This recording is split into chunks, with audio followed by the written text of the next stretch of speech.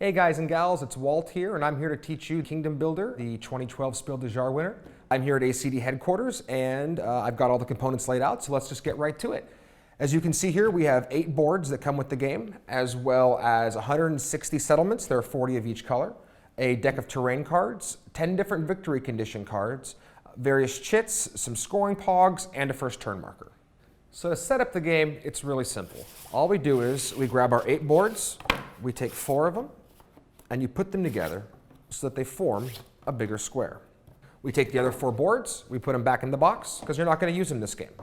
The next thing you do is you find each of these hexes on the board that has a gold ring around them. Those are location spots, and for each one of those, you're going to take the chits that correspond with the picture and put them right in the golden hex like so. There should be 2 chits for every location tile. Something else to notice is that by taking, say, this board here and replacing this board, we greatly change the geography by extending this water across. Even just spinning this around, again, greatly changes the geography and changes the pictures for the action tiles. Just another way to ensure that you're going to get a different experience every single time you play this game. Another way the game modulates are these victory condition cards. So the game comes with 10, and what you're going to do is you're going to shuffle them up and deal 3 face up so everyone can see them. You're going to take the other 7 and put them back in the box because you're not going to use them this game. Since we're already talking about it, let's go to scoring before we go into what you do in a standard turn. So the Fisherman card is really simple. At the end of the game, for every settlement I have that is touching at least 1 hex of water, I'm going to score 1 gold. As you can see here, if the game were to stop right now, I would score 5 gold, as I have 5 settlements that are touching at least 1 hex of water. So the Citizen card wants us to create a large settlement area. And what that means is, at the end of the game, whichever your largest cluster of connected settlements is going to be worth 1 gold for every 2 settlements rounded down. So if we were to end the game right now, our largest cluster of connected settlements is right here with 7. That's going to be worth 3 gold at the end of the game because we round down. So the last card we're using to score this game is the Knights card.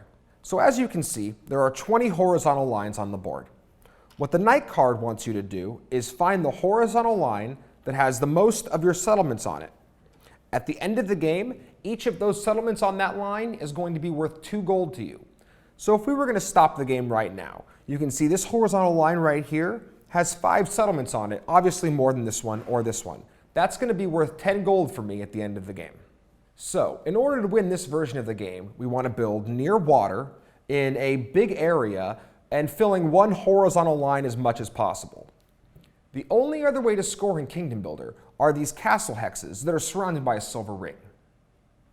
At the end of the game, for each castle hex that has at least 1 of your settlements adjacent to it, it's going to be worth 3 gold to you. It doesn't matter how many settlements you have touching it, as long as 1 is. If we were going to stop and score the game right now, red and white would each get 6 gold, as they have at least 1 settlement touching these castles. So now that we know how to score the game, let's talk about what you actually do in a turn. Each player is going to be dealt a terrain card from this deck. Every terrain on the board are equally represented in here with a couple of exceptions.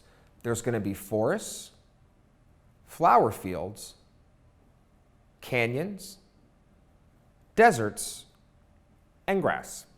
The 2 that aren't in the deck are mountains and water, because you can't traditionally build there.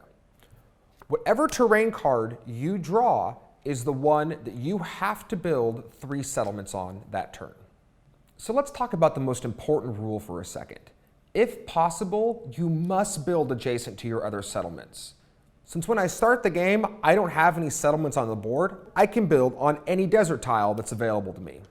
Since I drew a desert card from the terrain deck, I have to build my 3 settlements on desert tiles. I'll build my first one here, and since I have something to be adjacent to now, I will build here and here.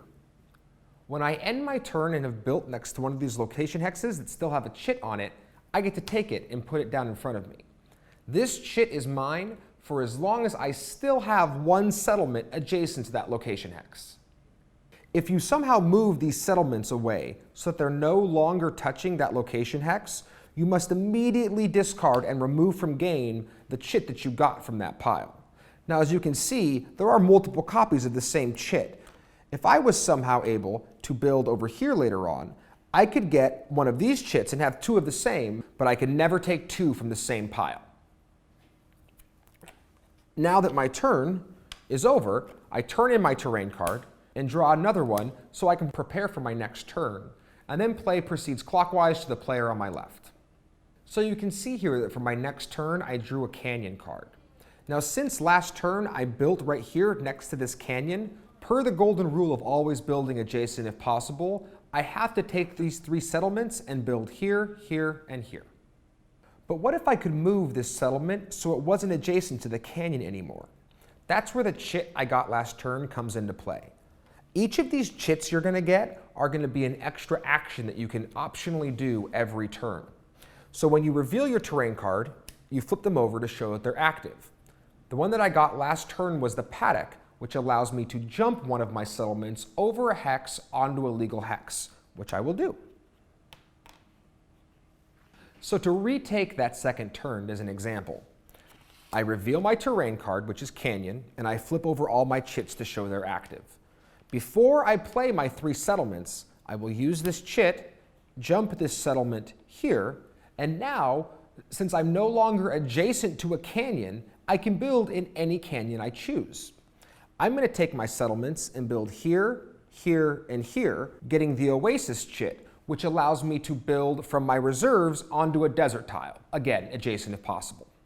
I then turn in my terrain card and draw another one and prepare for my next turn with the terrain that I have plus two extra actions now. One thing to note is that each one of these 8 boards has its own unique power chit associated with it. So if we were to take this board here, which has the towers, and replace the one that has the paddock, I would no longer have the option to even get this chit. It's just one more way the game is going to ensure you have a different experience every single time you play it. Play continues around this way until one player has run out of settlements. Then you finish the round and you score the game. Let's go ahead and play through the game, and then we'll set up scoring. So, Orange just played their last settlement, and since Blue went first and they were the last in the turn, that's the end of the game. If Orange had gone second in the game, players 3 and 4 would get a turn, and that would be the end, just to make sure everybody gets the same number of turns. Scoring for this game is really fast, so since we already know what the victory conditions are, let's get right to it.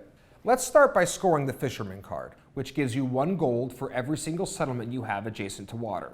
So let's get to scoring. Orange will have 1, 2, 3, 4, 5, 6, 7, 8, 9, 10 gold. White would get 1, 2, 3, 4, 5, 6, 7, 8, 9. Blue would get 1, 2, 3, 4, 5, 6. And red would get 1, 2, 3, 4, 5. So the next card we're going to score is the Citizens, which want us to create a large settlement area. Each color finds their biggest cluster of connected settlements and scores 1 gold for every 2 settlements in that area, rounded down. If we see here, red has 20 settlements, so they're going to score 10 gold. Orange has 12, so they're going to score 6. Blue has 10, so they're going to score 5. And white has 17, but since we round down, they're going to score 8 gold. So the last card we have to score is the Knight card. So each person finds the horizontal line on the board that has the most settlements in it, and then they score 2 points for each of those settlements. So if we look here, red's most full horizontal line is right here at 5 settlements, so that will net them 10 gold. White's largest line is 1, 2, 3, 4, so they're going to score 8 gold.